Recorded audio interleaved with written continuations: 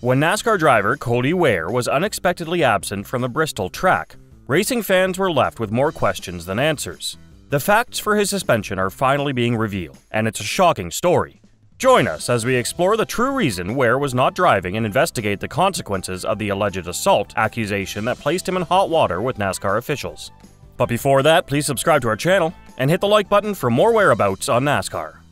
Christopher Bell won the Food City Dirt Race at Bristol Motor Speedway, beating out Tyler Reddick, Chase Briscoe, and several other NASCAR Cup Series stars with dirt racing credentials. It was Bell's first win of the 2023 season and the fifth of his Cup career.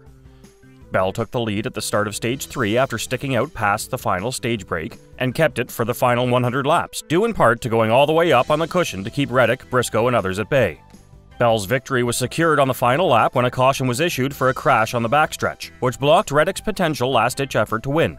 Bell's victory is the first in 3 Bristol dirt races for any driver with substantial dirt racing experience.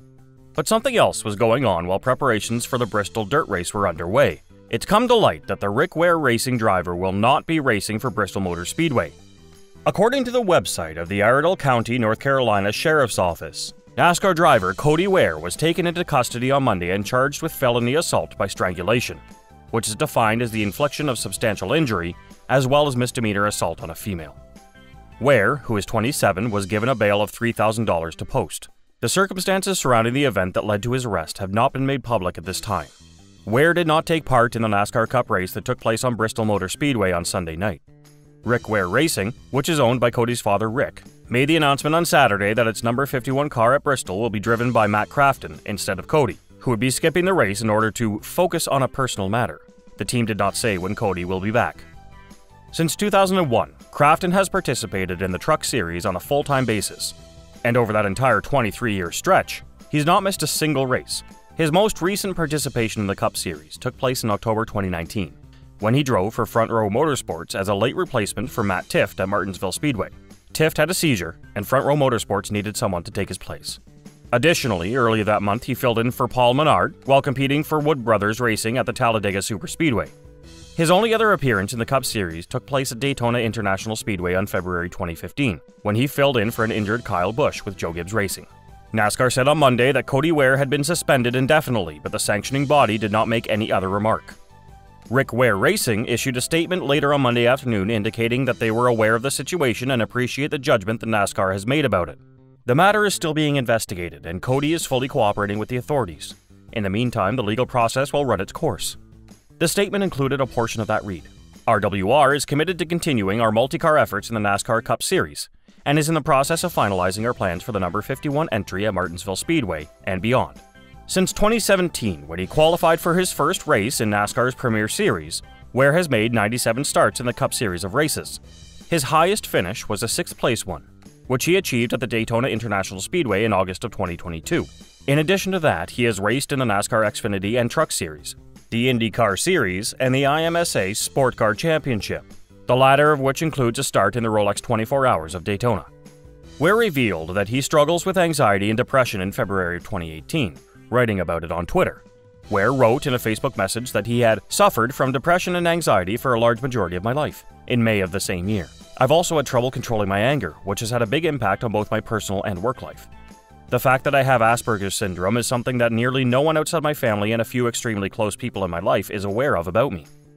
Now, let's move on to the Bristol Raceway and talk about its success.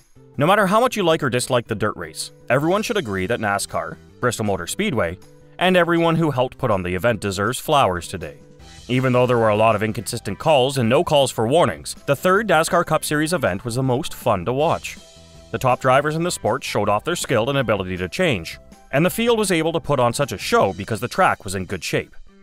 Chase Briscoe said, "I thought tonight was a great night for both NASCAR and dirt racing. It felt like that was the closest we were ever going to get to see what dirt racing in sprint cars or late models is like and how they're driven.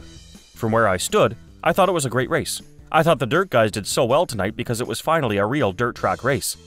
Steve Swift, who is the Senior Vice President of Operations and Development for Speedway Motorsports, and his team aren't sure when they started their day's work. But they were already on the racetrack and managing their preparations by noon, when people started to trickle into the field. All day, cars, tools, and the water truck were put to work.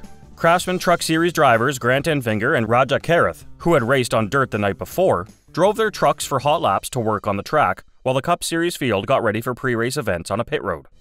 Ricky Stenhouse Jr. stated, "I hope that was a good show. I thought the racetrack was the best it could be. You could run pretty much anywhere on the track, so hats off to it. In fact, there were cars all over the track. There were single-car spinouts because a driver went too fast. There were accidents. Even between friends like Dylan and Kyle Busch, there was a lot of bumping and shoving and slide jobs that showed how good racing can be. Sunday night's show was great, and that's what NASCAR cares about. If Briscoe, Dylan, and Stenhouse were having fun and liked the conditions they had to race in, it's hard to say anything bad about it, since those three drivers know what good dirt racing looks like. Even the bump, crater, and pit in Turn 3 didn't make many people unhappy. Tyler Reddick, who was also great at dirt racing, said, "Oh, it's just dirt racing, no problem." Briscoe said it was fine if you drove around it, so that's what he did for most of the night. But he saw other cars, including the winner Christopher Bell, drive over it more than once. Briscoe said, "It wasn't so bad. That's fine, I think.